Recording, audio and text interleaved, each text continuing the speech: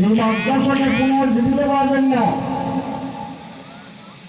পাগড়ি আছে, পাঞ্জাবি আছে, লম্বা নামাজ পড়ে না। এই মাদ্রাসার অবস্থা হয়েছে, এই মাদ্রাসার অবস্থা হয়েছে। এই জন্য এই মাদ্রাসাকে জিন্দা করো। যে সমস্ত বুঝল এই মাদ্রাসার খুঁটি কেড়ে নিচ্ছে, ওনাদের কি আশা ছিল যে আমরা মারা যাব, এই মাদ্রাসাগুলো চলবে সব আল্লাহ আজাদ থেকে আমরা বাঁচে থাকবো। আমরা পাবলিক 1 টাকা 2 টাকা 100 200 করে ধান দেয় চলে দেয় বড় করে নাজাতের জন্য, বড় করে যাতে আল্লাহ জাহান্নামে না দেয়। কিন্তু আজকে দেখা যায় চালা হয় মাদ্রাসা পড়া নাই, মাদ্রাসার ছাত্র নাই।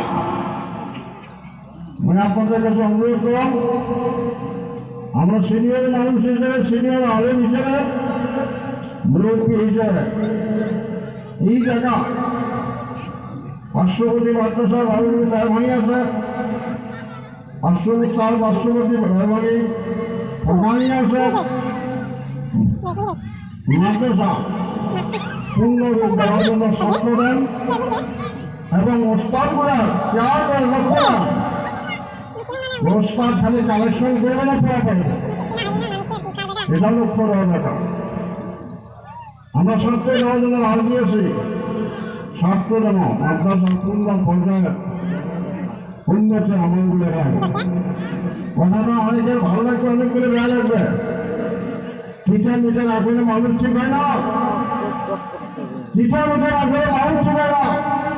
কেন মাদ্রাসা অবস্থায় লোক মাদ্রাসা কেন বানিয়েছে?